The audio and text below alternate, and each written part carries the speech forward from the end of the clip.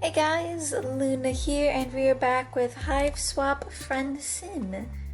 And we just had an interesting encounter with a drunk artist, and now we're going to go into whoever this new jade blood is. Wanshi Adyata.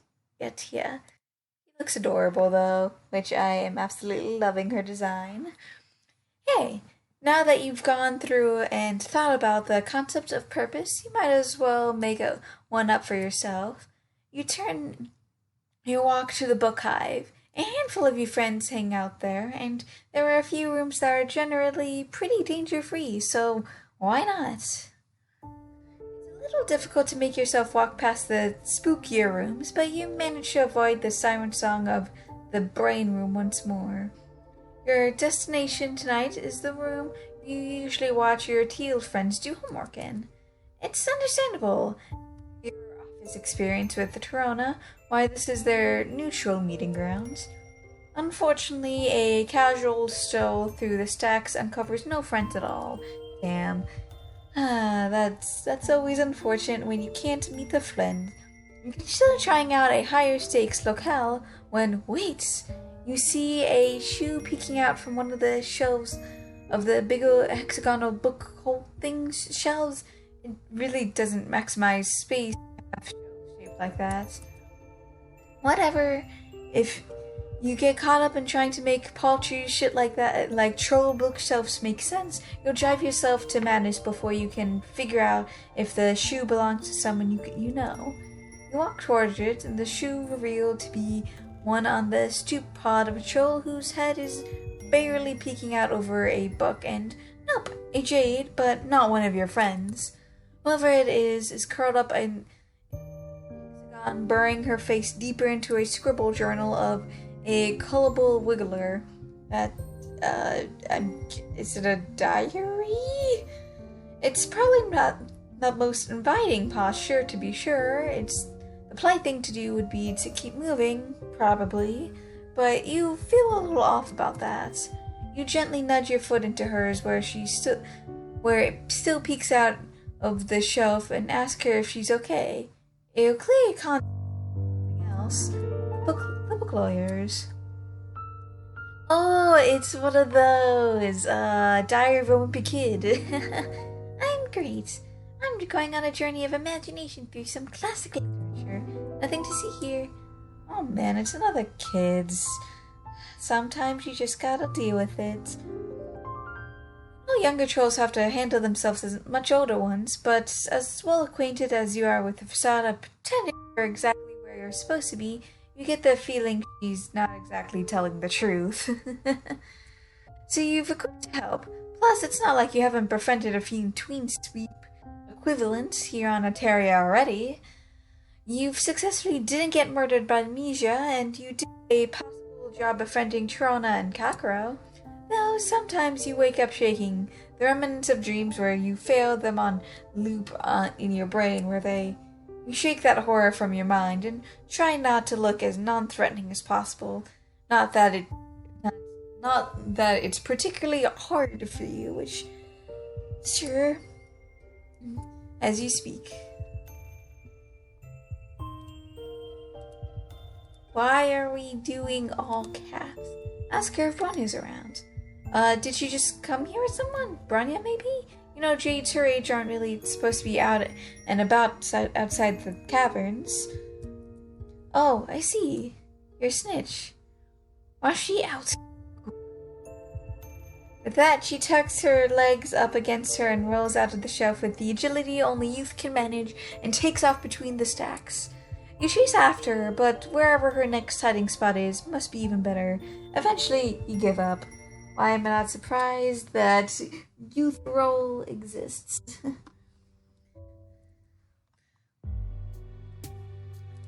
Ask if she's seen the brain room. You still get the feeling she might need some help, so you ease into it. Maybe she'll open up a bit as you talk. That's definitely good. You tell her this book hive has a huge gallery full of brains and jars. She wants to check it out. Ooh, what's a brain? Wanna see? She unfolds herself from her hiding spot, brushing up invisible dust off her skirt as she stands up. She rocks back on her heels and cocks her head, her locks bouncing against her shoulders. Also, I know who you are, if you're wondering. Wouldn't go wandering around without off with just anyone, quest for brains or not. I may only be 5.5 sweeps, but I'm not stupid. Oh, I did not mean to do that. She seems less afraid, but she's still's got a nervous edge. I mean, I guess that's understandable. A nervous edge to her voice, so you try to be a force of calm, a real motherfucking Glade plug-in zen, sticking up the place with your chill vibes. You walk together toward an atrium, making small talk on the way. You apologize if you made it seem like she didn't look like she belonged here. You're just not shades outside the caverns. She side-eyes you like she's weighing in the implication of what you said. Okay, I see there's no use trying to fool you. I may have done a small jailbreak. Oh? Do they not have enough books in the caverns or something? She brushes you off in favor of her own question. Of course we have books. You didn't answer me before. What's your brain? Alright, you round the curve of the room and point in the window. Think pan. On her tiptoes, she peeks into the bottom of the window. I've never seen one up close before. She tries the door handle, but it's still locked, as it always was. She looks at you expectingly. Oh, can we go in or what? A surly-eyed guard starts not so subtly watching you, drumming her fingers on the handle of her mace. Globes, you're trying so hard to be cool and approachable that you fucked up and forgot this room was off limits. Talking to a kid and to break and enter is, well, pretty much par for the course, actually, but it's not what you meant to be doing. Oh, now you saw it, looking only, and you're now done. Ugh, lame. Wanshi doesn't pick up on the danger behind her. Even with your hurried speech, you change the subject to why she broke out of the caverns, if not for more books, which definitely is something to be concerned about. So, and start walking, hoping she'll follow you. She doesn't. Oh, I was trying to get to BeastCon. It's a convention and all kinds of cool stuff, but I want to go for the Soldier Per Beast meetup. My fanfic is pretty popular. I have a lot of fans going, and I thought maybe I could make friends with some of them. But I don't know where anything is out here, so I got lost. That completely makes sense, actually. She takes a breath and a step, then stops and clasps her hand together. Oh! The guard starts walking. Your eyeball the exit all the way down the curved staircase. You can make it, but you can't just leave her here to take the fall. Wanshi keeps talking, oblivious. Tynera's always complaining about how you're everyone's best friend, and how you know so much. Do you know where the con is? We could go together. The guard gets closer. You gotta make a decision fast.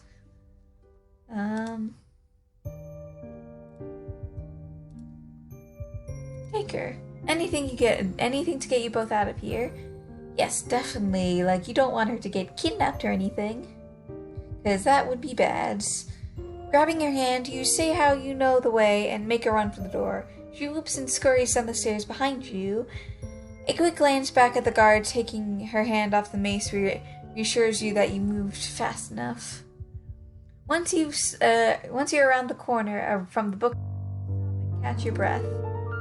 Why stop now? Lead the way, alien friends. You wave her enthusiasm now. She's out of breath herself. She can hold her hoofbeats for a minute while you locate your bearings and think. Definitely good that we're getting our bearings. You look at this con up earlier when Tagora and Polly invited you. They said it was fun, that the death toll was high enough to be interesting, low enough to be manageable, and that you'd be safe with them. Still, you chickened out. You guess changing your mind and going could be okay? You're definitely anxious about bringing Wanshi along, but it seems like she's hell-bent on attending anyways, so maybe the best thing you can do is be a responsible chaperone. Plus, none of your friends make you feel better you're protected than Paul. Google Maps says it's not far.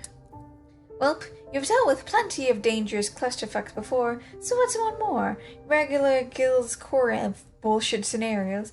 Pile of some... Which is, I'm sure it's something.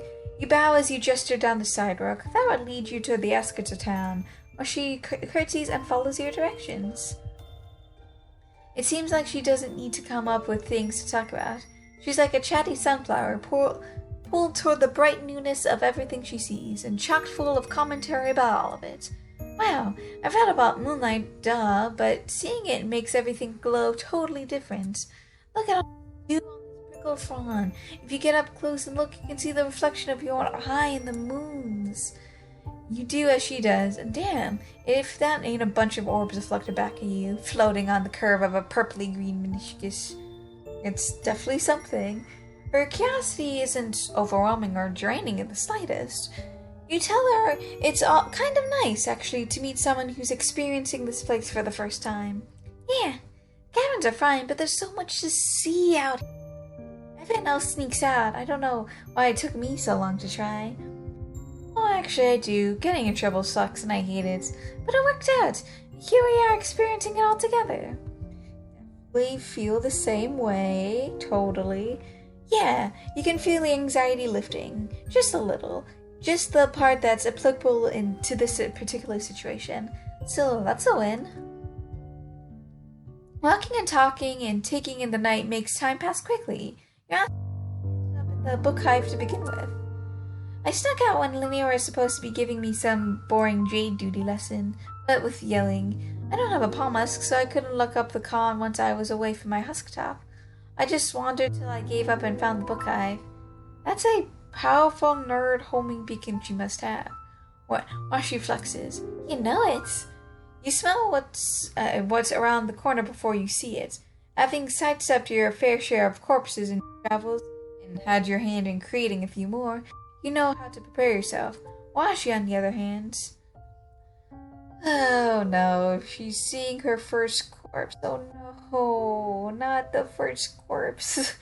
You know the brooding caves aren't some diaper baby summer camps of innocence, but you also know not sure how viscous she may or may not have seen.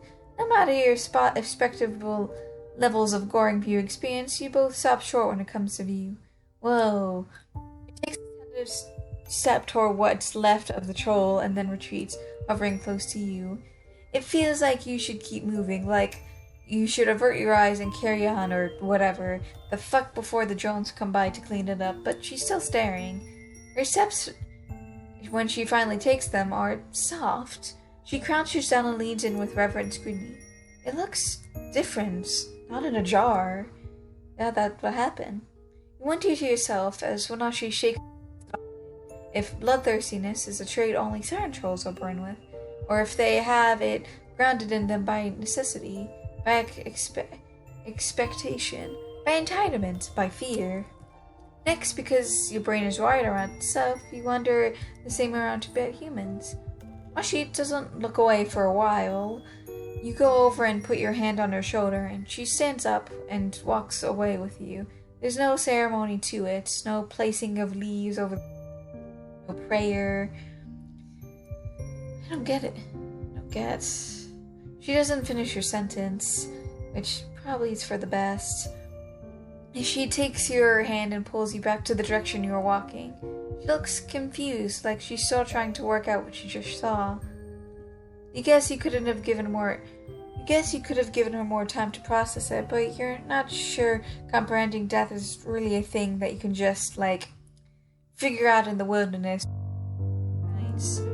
After a few minutes of silence, you point out the call of some flat beast, and she mimics it and smiles. Soon after, the pointy-top tents of the con rise over the horizon, while she starts running, dragging you behind her. Oh, shit, here we come! She's vibrating out of her skin. You're basically doing the same, though it's less an excitement thing, more of an emotional whiplash thing. You can work with that. Oh, there's so many cute trolls. I love this. You attempt to... Is there like a way to... Oh, that's just the... So I think I can... Oh, this is adorable. I love this. And there's so many cute little trolls. You attempt to dig into the new vibe as you walk up to the gates. There are vendors and artists and trolls. It's like some unholy combination of Anime Con and a Renaissance fair, but with more people walking around sporting recently inflicted limps. I am not surprised. In an attempt not to focus on that, you look around for your other friends and ask what she's excited to see and do here before her meetup. Meetup starts. Does she want snacks? It looks like there are snacks. Yeah, I want some Project Sugar or fluffy candy in a bit. I'm guessing that's con candy. Yeah, there's a lot to do. There is the Chlora Bear riding, which is war riding, I think. Cosplay competition, you cut her off, doesn't she mean? The cosplay competition, I read that cosplay. Doesn't she mean cosplay? There are trolls here that you might be in cosplay, or maybe they're just like, somehow some trolls dress. Yeah, there's that too, if you don't want to get your claws too bloody. Oh, so it's actually a cosplay. Ah, geez, there's old nerves coming back up. You really hope that bringing her here was okay. There are probably other young trolls roaming around, so you're probably good? You try not to think of the body you saw as an omen. There are bodies all over the place here on Altaria. You pull out your palm huts to consider your friends. You can message Paul or Tagora to see where they're at, but your thumb gravitates towards Branya's grape profile. Right when you decide you're being dumb and pocket your phone, a lot happened at once. Wanshi starts to pull you toward a dude in a kit, handing out flyers. A bowl rendering sound rains, your bowls, and then a massive armed bear with huge beefy biceps hurls through the grounds, hollering and grinding tents and congoers alike into a bent splintering pump. Sure, okay. Wanshi stares, frozen at the beast rampaging towards your boat. Oh no. She whimpers a look at you, comprehension and fear etched into her features. See, this is why you gotta wait till you're older. You're not gonna be experienced. You did this. You brought her here. You let this happen to her, and she knows it. You picture 100 outcomes, 1,000,000. You want to work toward the end where you see where you save everyone who hasn't already gone squished. You great human, and no one ever gets fucking trampled again. But there's no time for that one. Just run, because that's sometimes the best. Instead, you pick up Wanshi, give her a quick hug, and throw her into the closest bush. With what's left of your adrenaline-filled noodle arm strength, reach out for the handle of a katana from a vendor rack and hope to fuck it's not only for display. You never felt less prepared to take on something in your life. You never felt more sure you had to. In the end, it's no choice at all. Honestly, though, this bear looks really cool. The beast charges you, teeth bared and rainbowed bloody. You hold your position, pinky and ring finger tight near the bottom of the handle like Tagora taught you. When it leaps at you, tackling you to the ground, you bury the blade up into its chest. The koala bear lays on top of you, the last of its life twitching out as it presses your life out with its lungs in return. Oh no. Darn it. Of course we have to die in the process. Through your darkening vision, and under the furry dead weight pinning you to the ground, you see her from the edges of the woods, eyes wide and watering with understanding, while she picks herself up. Oh. You saved her. So pretend to take her. You've heard of the con she's talking about. You were thinking of going with Tagora and Polly anyway. But the list of activities seemed a little dangerous, honestly. These past few months you've been up to your ass in close calls. You'd quite frankly like to cut back on them, including, the one your ass is currently embroiled in. So, yeah, that might be for the best, quite frankly. You make some non-committal noises as you work out how to tell her. Wanshi crosses her arms and leans back against the brain room, which the guard really does not like, if your increased speed and mace brandishment is any indication. Okay, yeah, you should. Let's go right now. Your hype is contagious. Even though you're faking it, she claps and bounds behind you down the stairs. So yeah, there's the guard, and then there's the bookworm. You tug at her wrist, pulls her out of the mace's trajectory as the guard chucks at you from above. Its thud mightily against the wall by the door, and you both make it outside unbloodied, which might be for the best. Checking behind you to confirm that you're not being followed, you don't stop running safely around the corner. Wanshi giggles through the catching of her breath. Wow, that's a close one. Librarians, am I right? She grins and takes your hands. Can you believe we only just met and we're already having bonding hijinks? I didn't think making a friend would be so simple. Can't wait to hang out even more at the con. Her smile is a knife in your pusher. She's so excited about your budding friendship, and here you are, gutlessly hiding the fact that you have no one, taking her from one of the most dangerous situations to another. Sometimes it's for the best, my friends. Maybe you just have agreed if you were in a braver mood, but you just don't know if you're up for more life or death babysitting adventures right now. What you should do, probably, is get her home. Yeah, it's definitely for the best. You don't tell her any of this, of course. Instead, you agree, and then check Orgomax. The con is right down to the road to the left. The caverns are to the right. Leading her straight back home would be too obvious, so you take a meandering route. Everything you pass seems to impress her. She frankly bonkers range of architect styles, the shivering carnivorous plants, the burned-out wreckage of someone's hive, the flickering starlight all around. Yeah, that can be pretty interesting. She is observing a worm crossing the sidewalk. Out here, exposed, all squishy and brave. Ooh. When you point out a cool rock, eager to keep her wonderment going. Really? She puts her hand on her cock tip. You think we don't have rocks in the caverns? Try harder. She rolls her eyes at you, but she's still grinning. You accept the challenge and tell her there's something she's definitely never seen up ahead. Bring it! You lead the way. It's been a hot minute since you've been back here. You're interested to see it again. Which I'm sure it's probably the crashed spaceship. So this side jaunt feels like delaying. You know she's going to be pissed when she realizes you tricked her, but you can't help but wanting to show her more cool stuff while you can. Anything to see that wide-eyed appreciation for any tiny new thing. What's left of your spaceship comes into view as you round the bend. There really isn't that much left over to show, but when she's still into it, she runs over and starts inspecting the rubble. I wonder what happens to the freshly missing parts. Maybe Vricker has scavenge more. You haven't talked to that guy in forever. You vowed to text him later tonight, but you still feel guilty. It's hard to juggle all these beautiful friends, even with how viscerally you crave them.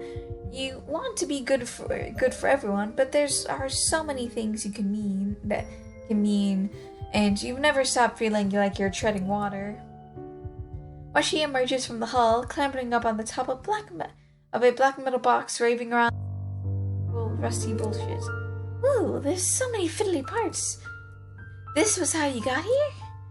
She observes you for a second or two, then nods her approval. That's pretty cool. Which I'm glad you're impressed, but it might not be for the best.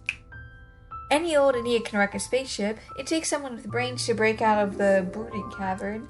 Well, when you put it that way, you can believe it right. She winks and pockets some of the pieces. Are you ready to keep moving? I don't want to miss the meetup, and it's happening right after the Oroni jousting, which should be ending pretty soon. You're not sure what to tell her. For some reason, Vricker won't leave your mind. You're sorry Alice hasn't managed to keep up with all your friends you did earn. Maybe it's not for the best. Maybe it's for the best that you're deciding to take her home. Her safety is more important than her liking you. You sigh and start to fess up. Even if she left now, you're far away from the con ground that should miss it. You're afraid to go. Afraid she'll run off if you... Afraid of not knowing what to do next. What? You made me miss my one chance to do something for a change. Just because you're too much of a scary beast to go to a fun nerd party? It wasn't just that. You wanted to keep her safe, to take her home. Oh, look at her. Oh.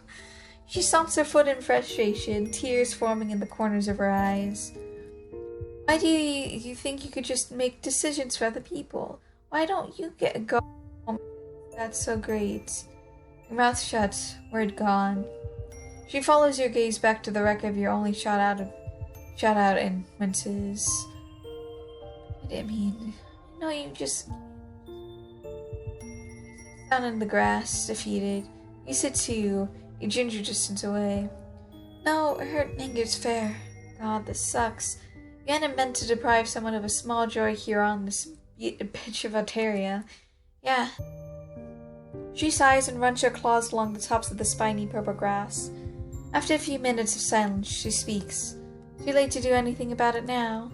I'm still super angry with you, but I'm glad you were honest, I guess, even if it took you too long.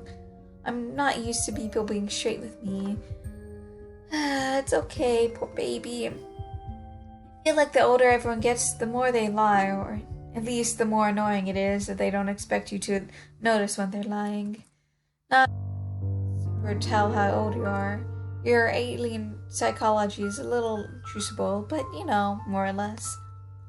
Your palm husk buzzing, interrupting your train of thought. You both look at your next two texts. Tagori. So this is Tagori. What was Tagori? What?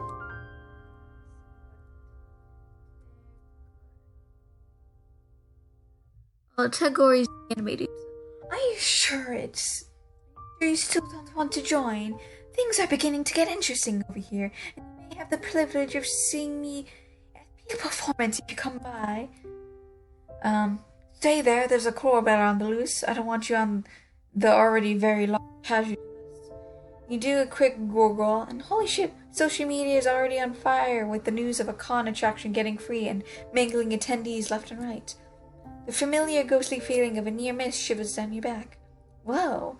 Her eyebrows pull together as she works through the images she's seeing on the screen and what it could have meant for her. She's still very teary-eyed from before. Yes, thanks. Not that you did it on purpose, but I guess maybe it worked out okay. I do love not being trampled, but it still sucks I didn't get to make friends. You don't want to be too presumptuous, especially after all that, but maybe this day might still be salvageable, new acquaintance-wise, which... Wanshi back her disappointment and puts on an attempt at a smile. Maybe, might as well see. What was she going to do with her new friends? Maybe on the way back to the caverns, you guys could talk about soldier parties or scary horse jousting or whatever she wanted to do there. Which definitely is something. She stands up and crosses her arms, looking at you over and smile turning real. You think you got what it takes to roleplay? You stand up too. You're super cool with roleplay. Not since you've landed. So what's the deal again? You ask as you start walking to her home. Magic cats? Magic? What are you, some kind of wiggler? No, there's no magic in a soldier per beasts. She rolls her eyes at you and then hunches her shoulders, claws spread, eyes darting from bush to bush along the sidewalk ahead of you. Unless you mean the power of your own wits, the sorcery of all your senses aligning out at once as you get ready to pounce. The hypnotic spell-like rhythm of your own time with your praise. She strains up and grins. That kind of stuff. Anyway, it's really fun. Let's play. Aw, she's adorable. She bounced back so fully. You get the feeling that not many people indulge her in this. It reminds you of your younger self and your heart crunches up a bit. Fuck yeah, let's play. You mean, heck yeah. Don't patronize me. Fuck yeah. Rashina giggles. Fuck yeah. Okay, so little lost you can be from the Space Cast. Let's call you Twinkle Paul. I'll be Will-O-Wisp from the Solar Glare clan. Oh, this is like the warrior cats. She clearly seems to think that you should be impressed or intimidated by this, but you don't really know what's going on. So you nod. Twinkle Paul. Got it. So you stumble upon me while I'm taking down a nut creature, scaring it away with your incompetence. Sounds good? Which, sure, I'm sure, okay. She peppers her walks with skips, talking a venerable storm of world building. Her voice gets low and rumbly when she quits setting the scene and gets into character. You're the one. What do you think you're doing, sitting stretched paw in odd territory? You've made me lose my creature feast. What do you have to say for yourself? Oh, fuck, it's your turn. You didn't see where this is going. You're sorry, though. You know how hard it is to come by a good meal. Fool! You think me so poor a tracker that I'm hurt by such a loss? I can find another. I find offense only that you clearly do not respect the bond between hunter and hunted. You blunder in and interrupt the sacred rhythm of my fangs, its neck or its claws, my face. Now neither of us can know who would have prevailed. Oh geez, you're still really sorry about your strut paws? You're constantly sticking those into other people's sacred dances. Maybe there are some more nut guys over there? Or she is soft, withering look. Is that really the best you can do? No, you try again, How dare this poor beast accuse you of such a thing? Your intentions are as noble as the wild pusher that thumps in your, bone cabinet? When she bounces, hands and fists grinning. Ooh, a little over the top and not really a star-cast approach, but you're getting there. Sometimes it's for the best. You practice finding your soldier's characteristics sweet spots as you walk her home. You take the most. You let her stop to explain Kirby's grooming habits, to breathe in the raw perfume of a flower, and to appreciate yet another sidewalk braving worm. Eventually, you reach the cave entrance you know.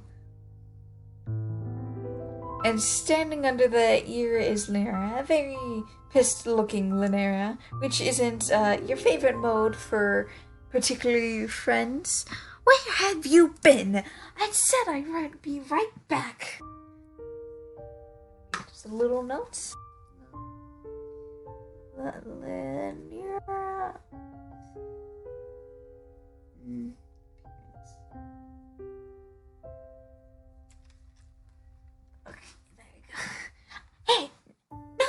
Go run off and leave me to make excuses for you. Well, I'm back now, so you can get over it. I know you won't tell, which is probably for the best. You don't want Bronny to know you lost track of me. Watch yourself. Tynera glares fireball at her, then turns to you, softening the tiniest of the bits. Thank you for bringing the short one back. Do you want to come in? You appreciate her politeness, but nah, you should go and let the jade settle down and everything. Plus, you have another friend you need to check up on. Before you can say anything to Ushini about how you can hope she ends up having an okay time, she scurries off around the corner, calling back over her shoulder. Wait, I have something I want to give you before you go. So Tynera keeps looking at you, arms still crossed. You better, glad she's okay. If she got hurt, I could never. I would be in so much trouble. Oh, it's definitely warrior Cass. You don't want to have to call her on secretly caring, because Machina comes running back with something in her hands. Her hair bounding behind her. Read this, then maybe when you come back to visit me, you'll be a little more informed about the Soldier Purpose universe. I only have one person to play with here, and he usually pretends he's too cool and doesn't absolutely love Purpose cast drama. He bows a little as she offers the book to you. It's tattered with love. It's my personal copy, but I think I can trust you with it, Twinklepaw. What do you say? You clutch it to your chest and tell her you will guard it with all the honor and Spitfire Starcast has to its hollow name. Aw, best book buddies. Oh, okay. With that adorable note, I think I'm gonna end this episode here. I hope you guys have a good day, night, week, month of your lives, and may the stars forever guide your path, forever might lead you into the future. Bye-bye.